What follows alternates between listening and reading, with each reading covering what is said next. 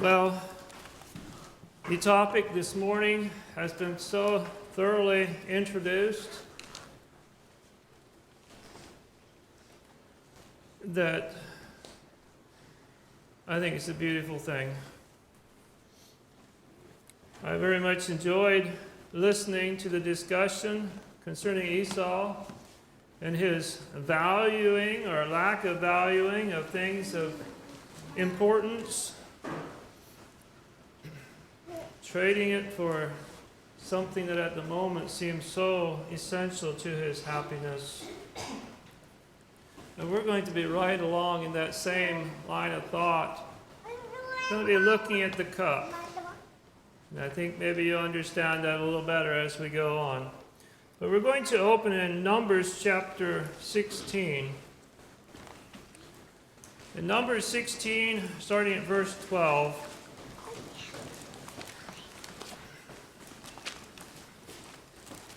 And Moses sent to call Dathan and Abiram, the sons of Eliab, which said, "We will not come up.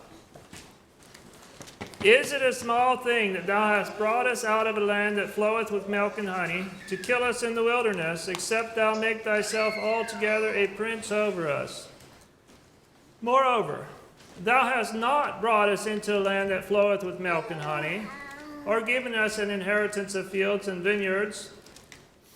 Wilt thou put out the eyes of these men? We will not come up."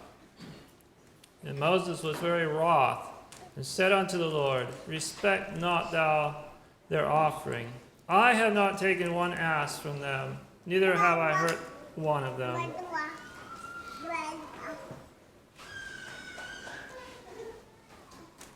What an accusation against Moses. We know what you're up to. You're just wanting to be a prince over us. You've not kept your word. You said we were going to the land of Canaan. So let's look a little bit more at the background here behind this accusation and why they felt like they were just in saying it. They made the statement that we left the land that floweth with milk and honey. We left Egypt, where we had plenty. We left that. We trusted in you to lead us to something good. And now it's come to the point where we either have to die or we have to serve you. We're faced with death unless we allow you to be altogether a prince over us. To our view, it looks like this is all about you. You're simply trying to promote yourself. You've not improved our circumstances in the slightest. In fact, we were better off in Egypt. We had it much nicer in Egypt. Yes, we had to work hard, but we had food to eat. We had life. We were taken care of. Whereas now, we're out here facing death.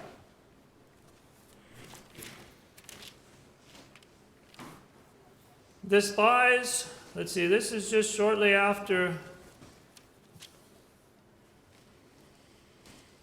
they were denied entrance into the land of Canaan. The spies had come back and they brought this report that, yes, it's a wonderful land, but the people are way too strong for us. We cannot take it. And then there was a plague, and those 10 spies died. And so now I think they're referring back to that. It's like, will you put out the eyes of those men who saw what it was like? They came back and they told us, those men have died, all right? But we remember what they said. It's a great land, but it's not for us. The people are too strong. So here we are. We've left our good Egypt, where we were well provided for. We put our trust in you, and now we've been horribly disappointed. It's been nothing since trouble since we left Egypt.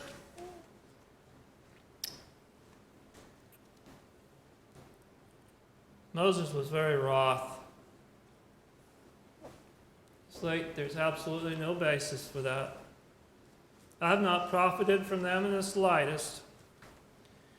But think about what had happened. You know, they were in Egypt, slaving hard.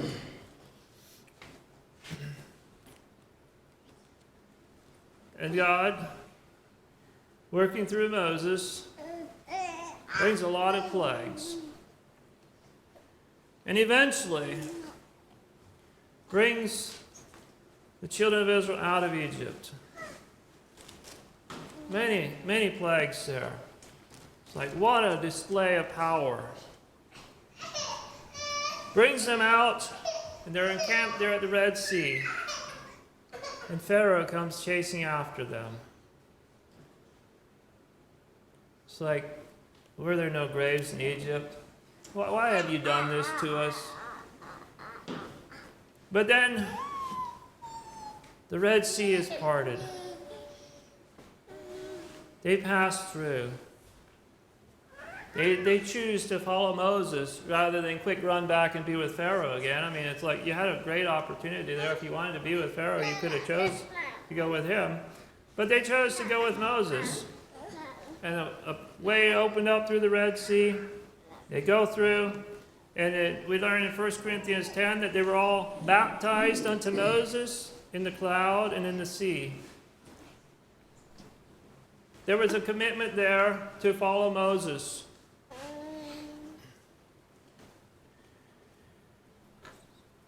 This is great. You see the enemies dead, totally destroyed. What do you expect now in the wilderness? You're following a God who has that type of power. It ought to be smooth sailing, shouldn't it?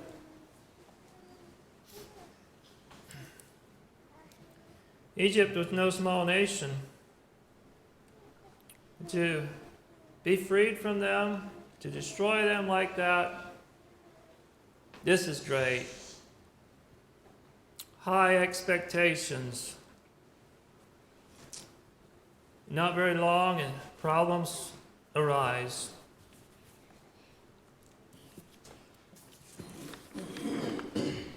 We need food.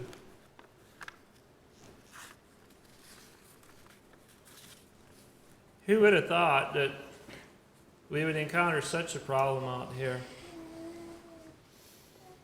We're following a God who can destroy nations. So why should we encounter a shortage of food? Okay, so God provides food. And then pretty soon it's water. Why? And then, okay, water. And then it's the enemy. Amalek comes and fights against them. It's like, I don't see any point.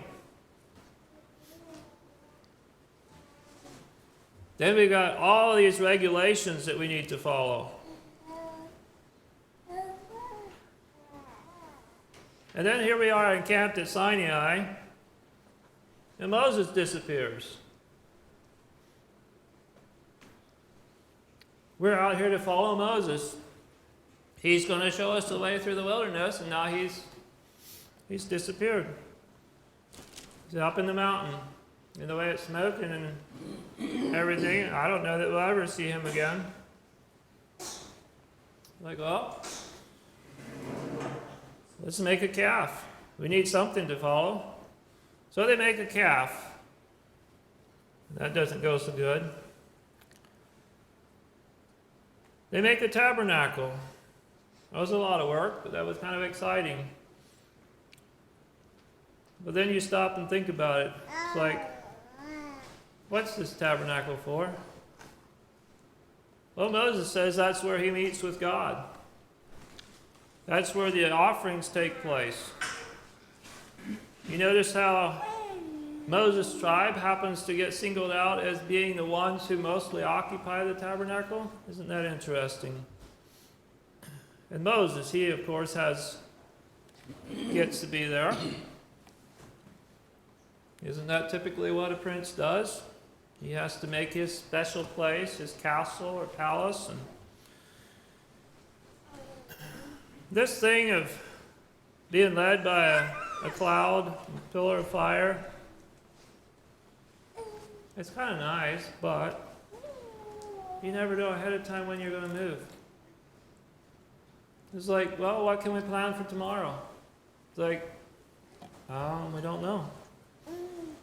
It's a lot of uncertainty. Then the spies, they finally come up there to the edge of the land of Canaan. Like, good, we're almost ready to go in. Spies come back and say, there's no way. Nope. Good land. People are way too strong. In chapter 14 of Numbers, and all the congregation lifted up their voice and cried. The people wept that night. And all the children of Israel murmured against Moses and against Aaron. And the whole congregation said unto them, would God that we had died in the land of Egypt, or would God that we had died in this wilderness? And wherefore hath the Lord brought us unto this land to fall by the sword, that our wives and our children should be a prey? Were it not better for us to return into Egypt? And they said one to another, let us make a captain, and let us return into Egypt. All these challenges, they had become bitter.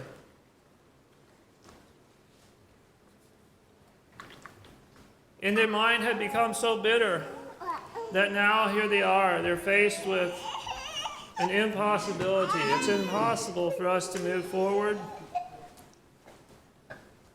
Oh, let's go back to Egypt. It was nicer for us back in Egypt.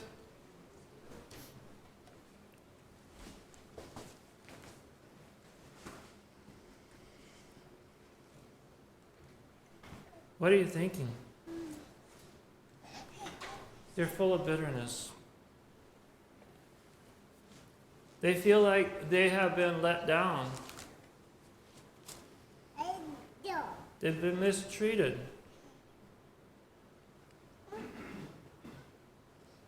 They came to where they had been promised, and now they're told,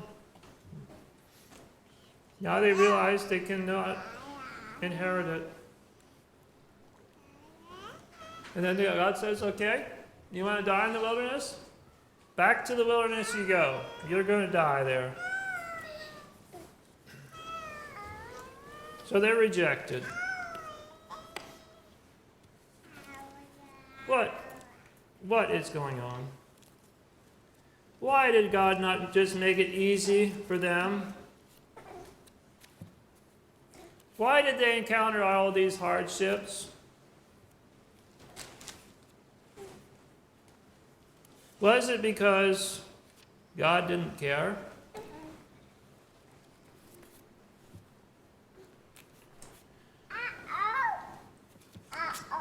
Actually, if you turn over to Deuteronomy chapter 8,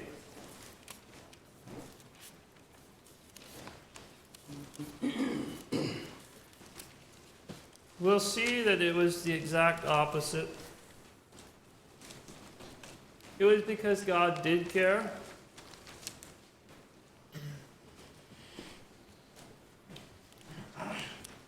In Deuteronomy 8, all the commandments which I command thee this day shall ye observe to do, that ye may live and multiply and go in and possess the land which the Lord sware unto your fathers.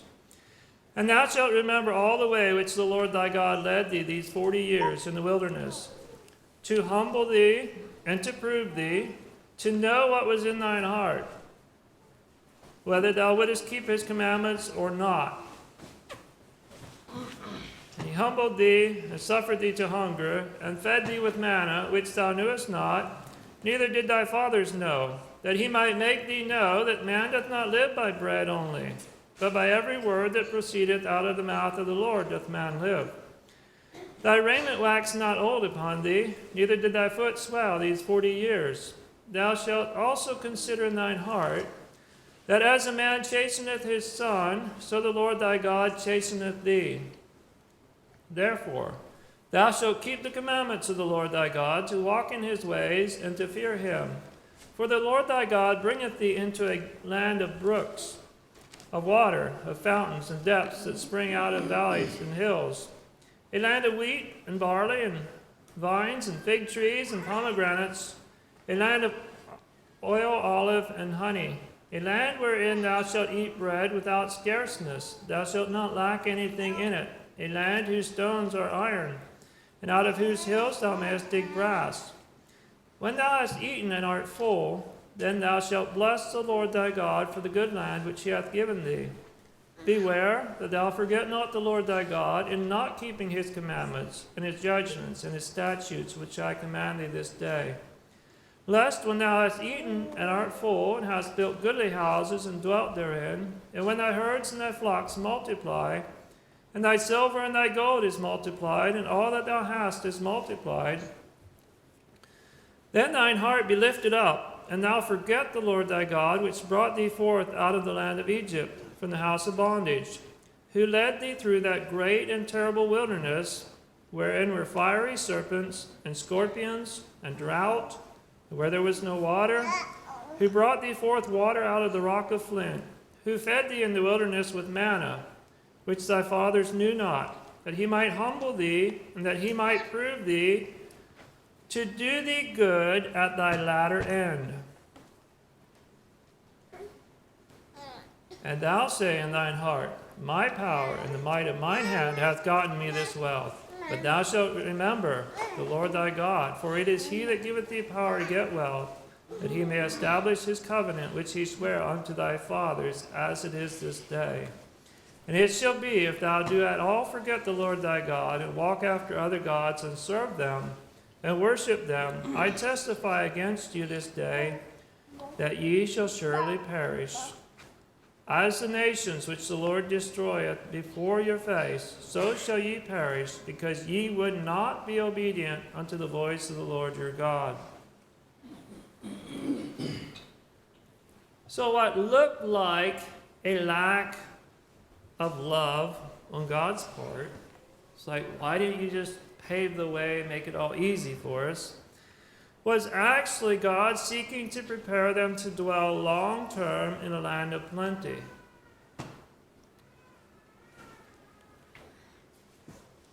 They needed to understand that it all hinged on them walking in the right ways of the Lord. That apart from them learning to do that, learning to value that, their stay in the land of Canaan would be very short. So all these hard experiences, learning to cry out to God for food and water and such, was actually trying to prepare them to be successful, to obtain what they thought they wanted. And yet God knew that in order for them to obtain the land of Canaan and maintain it, they had to learn that he was the core of it. Right. But on the surface, if you're only looking at it from the surface level, it's like, why all this suffering, this pain? They were too short-sighted and became bitter.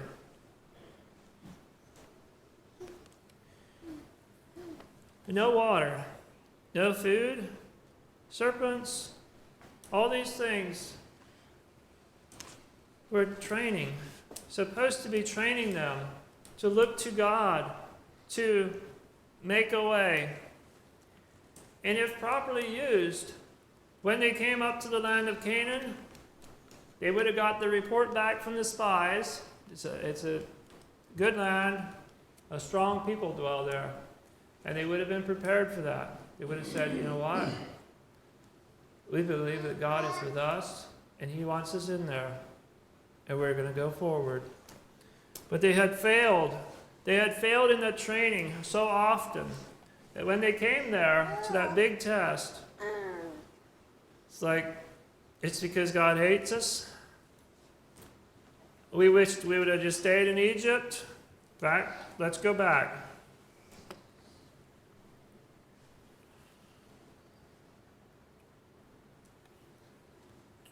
If you focus on the present pain, you'll lose faith in the goodness of God. Not realizing that the present pain is often the means that God uses to prepare you for a future victory.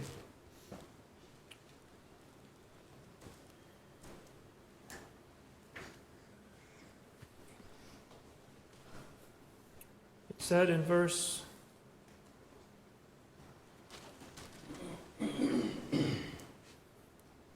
20,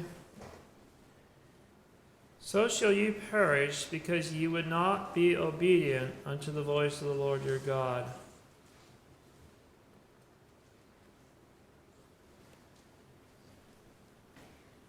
It was a matter of would or would not. It was not a matter of impossibility. They could have been obedient if they had wanted to, but they had lost confidence in God, despite the fact that God was working to build confidence in him and his wisdom. God said, if you turn after other gods and worship them, I testify against you this day that ye shall surely perish. Now I've been working hard to keep you from coming to that end, but you've not been learning. You've not caught my vision yet. You're still all wrapped up in the pain of the moment. You remember what Job said? Job said, though he slay me, yet will I trust in him. Job, are you insane? How much more evidence do you have to have that God hates you than when he's slaying you?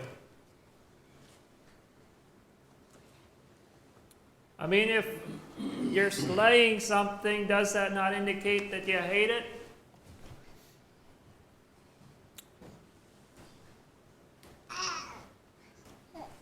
Job had confidence that if it came to the point where God actually slay him, it would somehow bring about something that would be well worth it.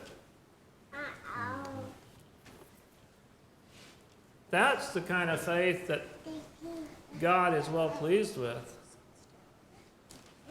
I can take you through anything, and you'll come through with me. Confident that in the long term, you'll be glad you did.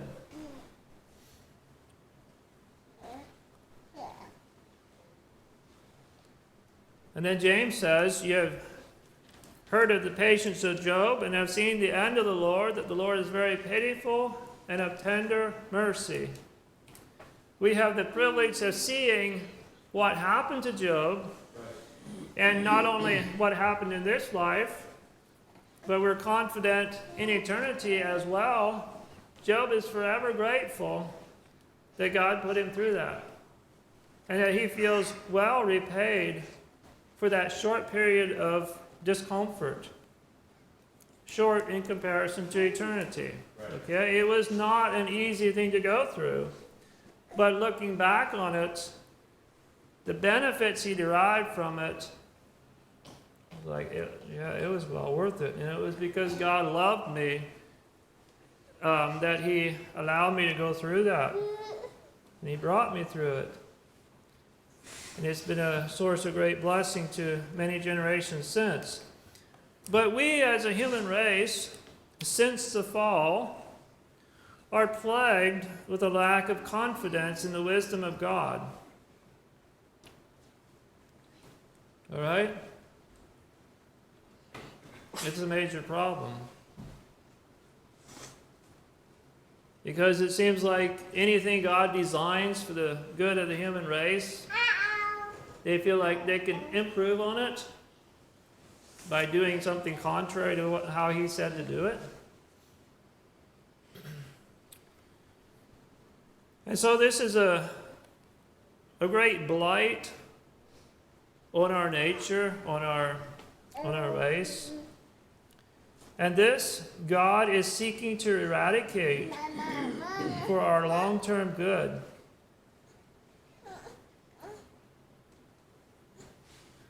And it's not an easy process. It's a very painful process. Because how are you going to accomplish that? How are you going to demonstrate that you're making any progress in doing that, except bringing people through challenging circumstances? Like with the children of Israel, you bring them out.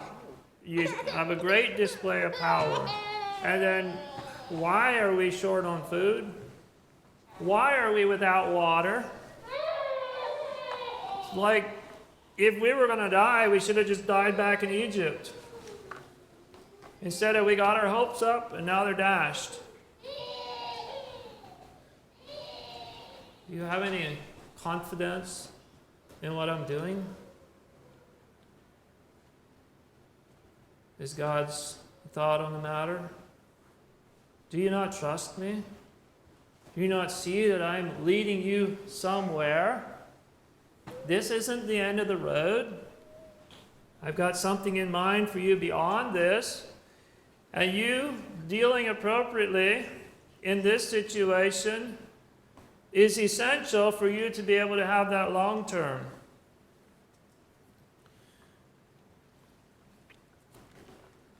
You remember that Paul had that thorn in his flesh, some physical handicap. It's like, you know what? I'm doing a great work for God. This thing is in my way. I don't know what all his thought process was, but I'd be more effective if I didn't have this. So he besought the Lord thrice that it might be removed. And he realized that, you know what? This is actually, as inconvenient as it is, it's in my long-term best interest to have it. I need to accept it as God's help, that I would not be lifted up and ruined, lest I should be exalted above measure. I'm willing to put up with the present trouble, inconvenience, trusting God in His wisdom knows what's best. It sure helps to know that there's a good purpose, doesn't it? Mm-hmm.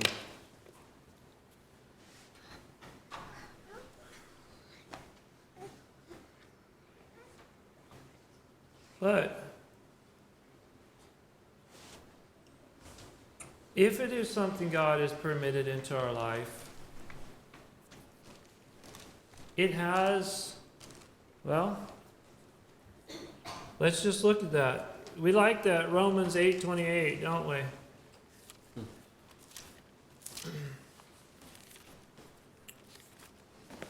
Romans 8:28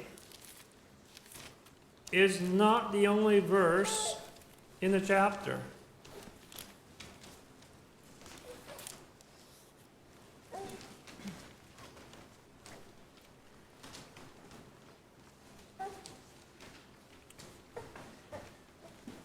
But we will start with verse 28. And we know that all things work together for good to them that love God, to them who are the called according to His purpose. For whom He did foreknow, He also did predestinate to be conformed to the image of His Son, that He might be the firstborn among many brethren.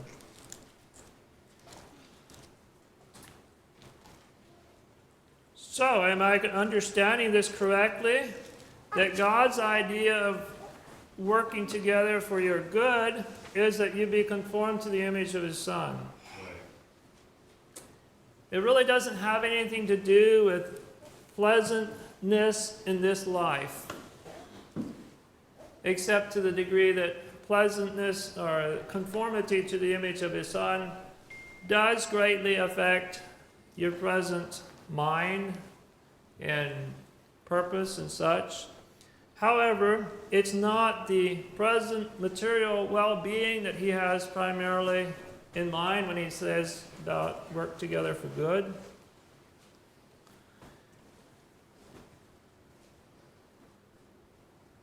All things that God allows into our life, if dealt with in a godly manner, will work in us towards the greater conforming to the image of his Son.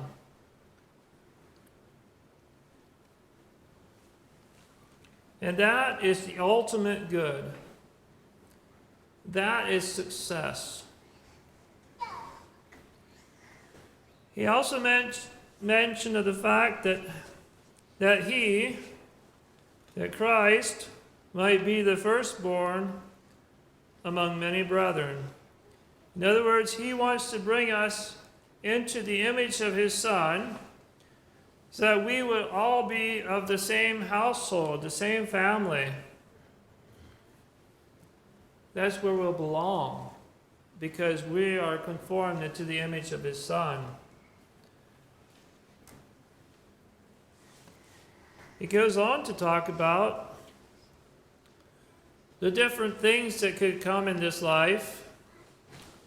Who shall separate us from the love of Christ? Shall tribulation or distress or persecution or famine, nakedness or peril or sword? There are many terrible things that could happen to us. But he goes on to say that, nay, in all these we are more than conquerors through him that loved us. In other words, these things, if we conduct ourselves in a godly manner, are not destroying us. We're actually the conquerors, even though we be killed in the process. If we're killed in the process, we're a conqueror, because we've trusted God's wisdom all the way to the end. We've not stepped back and said, well, I'm going to follow my own way now, because I can see that God was just leading me to a no good end. But no, we continued on confident that God was going to see to it that we would eventually be glad. We would consider it well worth the trouble that we went through.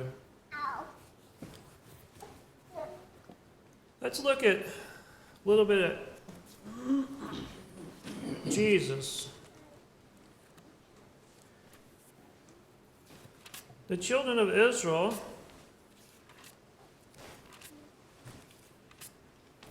were supposed to be disciples of Moses.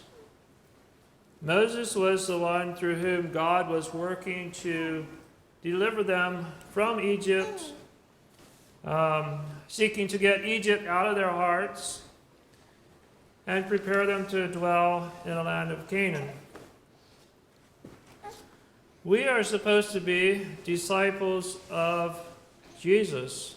He is the one through whom God works to bring us into an eternal promised land, of which Moses was very much a type of, with his Canaan land. But in Matthew 26, verse 36, Jesus lived doing always those things that pleased the Father, even when the situation was challenging. And what a perfect preparation for the big test. The children of Israel failed in the little test, and then they came to the land of Canaan, where they were right on the threshold of great victory, but they weren't prepared for it. But here we have Jesus in the Garden of Gethsemane. He saith unto his disciples, Sit ye here, while I go and pray yonder. And he took with him Peter and the two sons of Zebedee, and began to be sorrowful and very heavy. Then saith he unto them, My soul is exceeding sorrowful, even unto death. Tarry ye here, and watch with me. And he went a little farther, and fell on his face, and prayed, saying, O my Father, if it be possible, let this cup pass from me. Nevertheless, not as I will, but as thou wilt. And he cometh unto his disciples, and findeth them asleep, and saith unto Peter, What? Could ye not watch with me 1 hour? Watch and pray, that ye enter not into temptation. The spirit indeed is willing, but the flesh is weak. And he went away again the second time, and prayed, saying, O my Father, if this cup may not pass away from me, except I drink it, thy will be done. And he came and found them asleep again, for their eyes were heavy. And he left them and went away again, and prayed the third time, saying the same words. Then cometh he to his disciples, and saith unto them, Sleep on, and take your rest. Behold, the hour is at hand, and the Son of Man is betrayed into the hands of sinners. Rise, let us be going. Behold, he is at hand that doth betray me.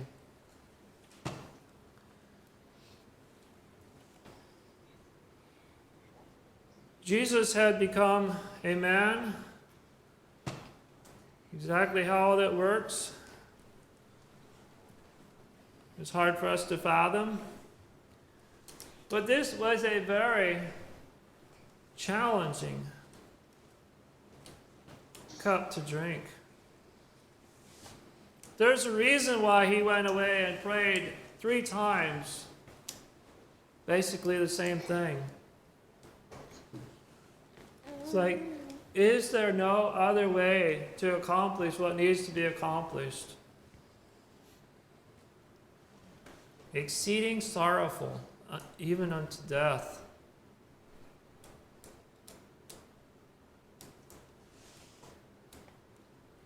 That was a hard road, would you say, that God asked him to walk? It's like, well, nobody else has to do it. This is the road for you to walk. Do you trust my wisdom? Jesus basically says, Not my will, but thine be done. In other words, I trust you that you know what would be best in the long term. And then I like that when he comes back, he says to the disciples, Rise, let us be going. Behold, he is at hand that doth betray me. I'm ready for this. The Father and I have talked about it. There's no other way. So let's move forward. He was resolved to go through with it. Amen. What an example for us. We encounter something, and it's like, well, I don't know of anybody else who you asked to walk this road or to encounter this seemingly useless hardship. Do you trust my wisdom?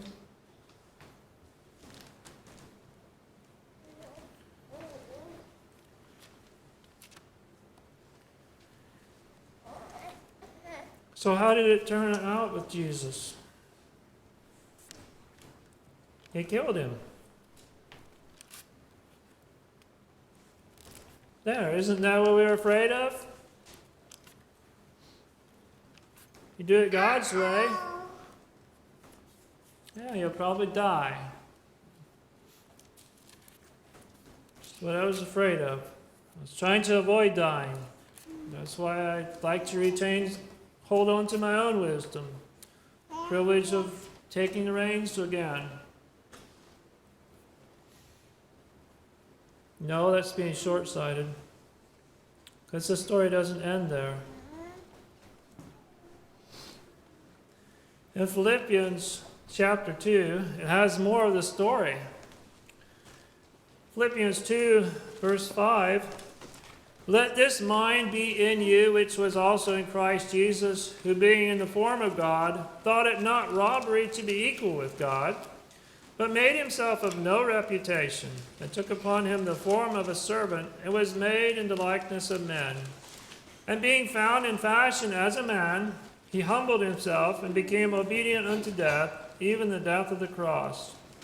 Wherefore God also hath highly exalted him, and given him a name which is above every name, that at the name of Jesus every knee should bow, of things in heaven, and things in earth, and things under the earth, and that every tongue should confess that Jesus Christ is Lord, to the glory of God the Father. Wherefore, my beloved, as ye have always obeyed, not as in my presence only, but now much more in my absence, work out your own salvation with fear and trembling. For it is God which worketh in you, both to will and to do of his good pleasure. Do all things without murmurings and disputings, that ye may be blameless and harmless, the sons of God, without rebuke, in the midst of a crooked and perverse nation, among whom ye shine as lights in the world, holding forth the word of life, that I may rejoice in the day of Christ, that I have not run in vain, neither labored in vain.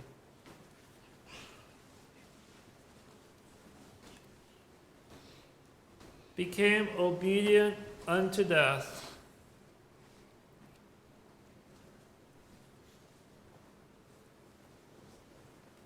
And not just an average death either.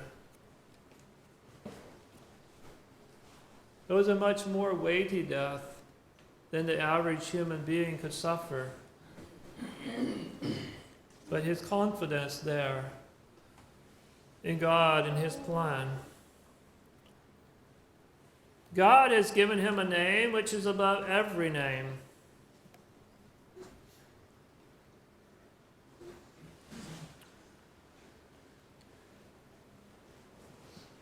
Does Jesus regret trusting the Father? In eternity, will he ever think, you know what, I would have been better off just doing my own thing? No. No, the benefits derived from being obedient to the will of the Father will be sufficient. It will be generous. You notice this is all to the glory of God the Father.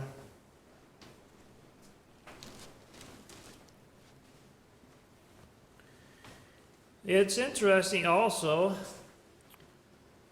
then it says, wherefore, my beloved, as ye have always obeyed, not as in my presence only, but now much more in my absence, work out your own salvation with fear and trembling. Think about it a little bit along this line.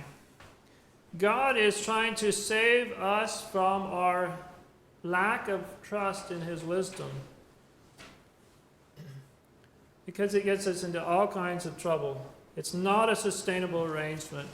If we want to have eternal life, if we want to live forever in a good condition,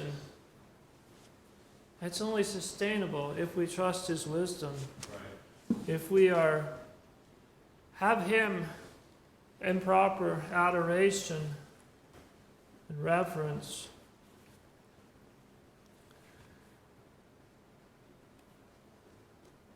This is a joint effort. It's God that worketh in you both to will and to do of his good pleasure. If God ceases to strive with us to try and accomplish this, there will be no progress. There will be no success. And we naturally, the carnal nature recoils from this. It's like, I feel like I have a right to make some decisions of my own. I have a right to figure things out and decide how I'm going to do it.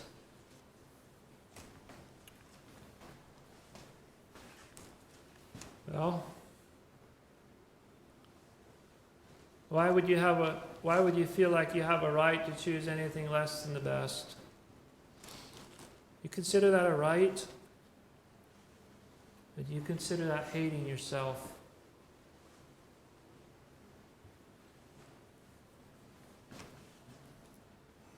If God knows best, why would I ever disagree with him? But then it comes back to the question, does God know best? Do I believe that he knows what's best for me?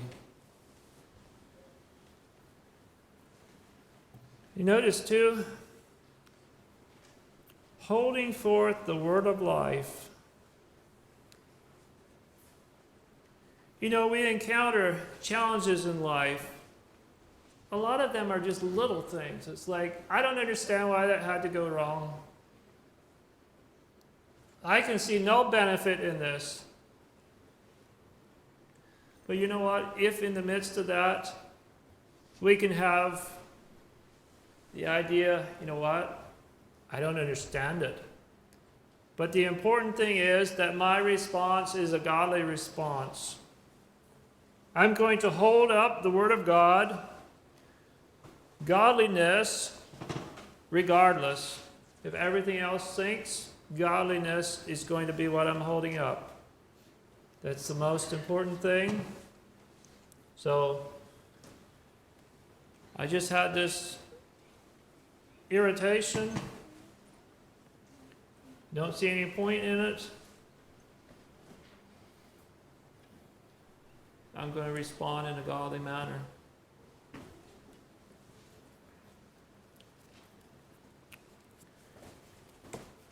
In Revelation chapter 21, I saw a new heaven and a new earth. For the first heaven and the first earth were passed away, and there was no more sea. And I, John, saw the holy city, New Jerusalem, coming down from God out of heaven, prepared as a bride adorned for her husband. And I heard a great voice out of heaven saying, Behold, the tabernacle of God is with men, and he will dwell with them.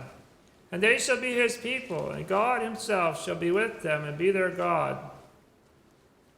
Now, there's a lot of preparation to do to make so that that could be a long-term reality.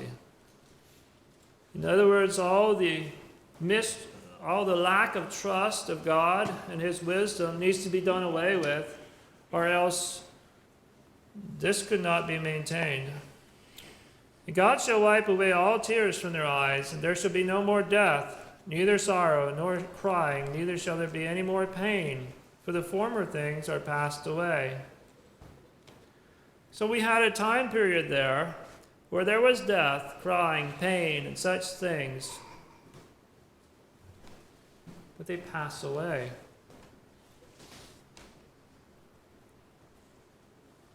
It's important that we've learned to trust him in those things during that time of testing,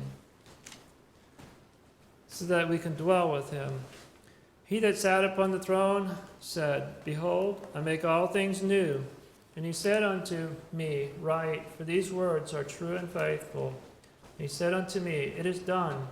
I am Alpha and Omega, the beginning and the end. I will give unto him that is athirst of the fountain of the water of life freely. If you've learned to trust God's wisdom, you'll appreciate that. The water of life freely. Otherwise, you'll be craving a drink from somewhere else.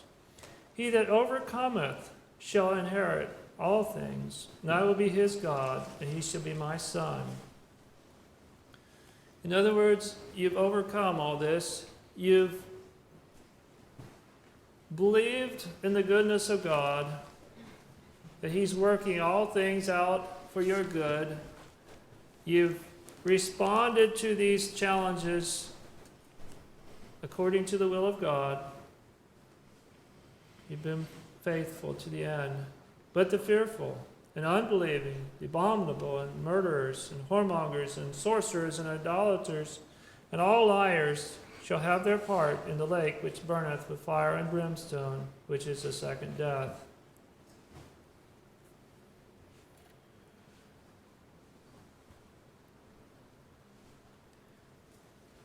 We're told that he that cometh to God must believe that He is, and that He is a rewarder of them that diligently seek Him.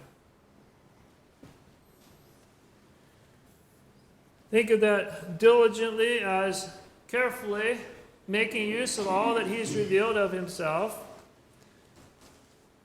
Seek Him.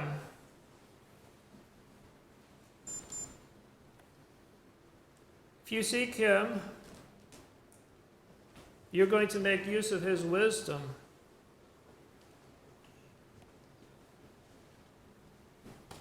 And then there's a home forever for you. It will be to dwell with God. And just a few thoughts here in closing. Think of the prophet Jonah. Go, preach to Nineveh.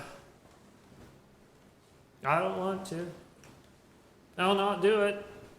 I'll go the other way. So he goes the other way. The storm comes along and they throw him out and the fish swallows him, and anyway, send him back home. Okay, go preach to Nineveh. I'm scared not to. Okay, I'll do it. So he goes and preaches to Nineveh, and the people repent. And he's upset, so he goes out there and sits on the hill in hopes that maybe God would destroy the place. This gourd grows up. You know, it's pretty hot out there, and the gourd grows up, and it's like, oh, this is nice. God prepared a worm, ate that, caused the gourd to die. Jonah's really upset about it.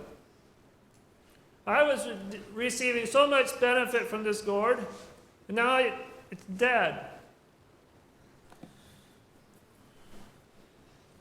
Jonah, that was no accident that the worm got the gourd.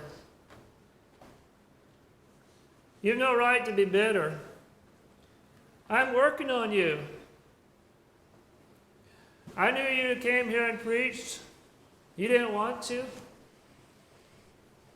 You hated that the people repented.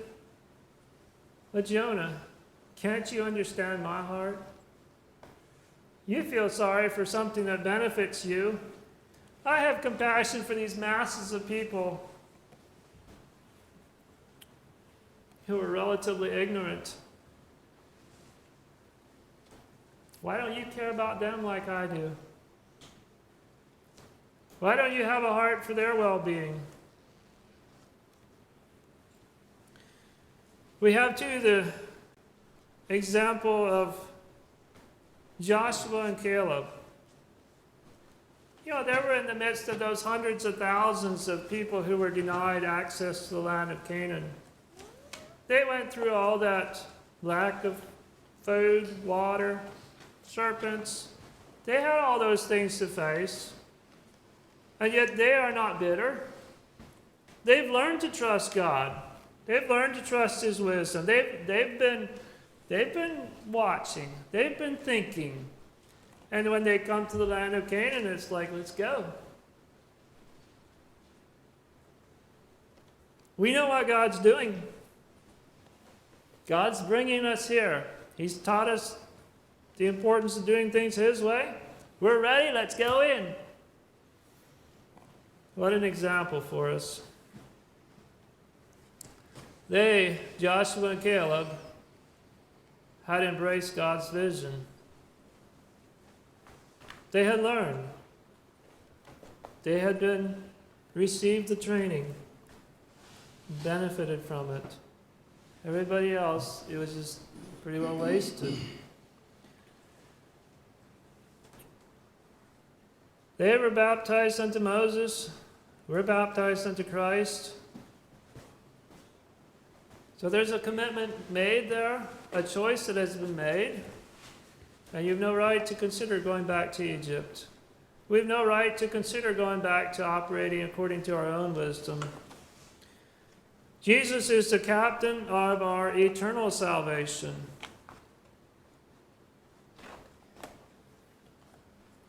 It's a path he's walked. He understands pain to a degree that we don't.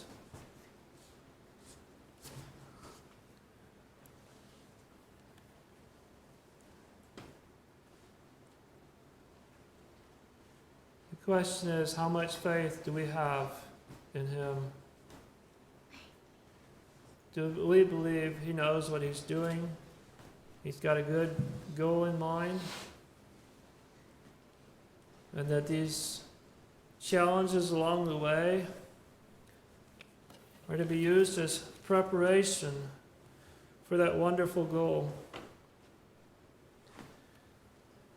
But I like the example that Jesus set. Let us go forth. We don't know what's coming. We don't know what challenges we're going to encounter in life. We don't have to know. We have to be confident that God, his way, dealing with it in a godly manner, is going to work a benefit for us that in the end will be well worth the effort. God is a rewarder of them that diligently seek him. And not just a rewarder like, well, I suppose it was worth the effort. No, a rewarder like, oh, this is way beyond what I dreamed. May God help us to have that type of confidence as we face challenges in this life. Amen. Thank you.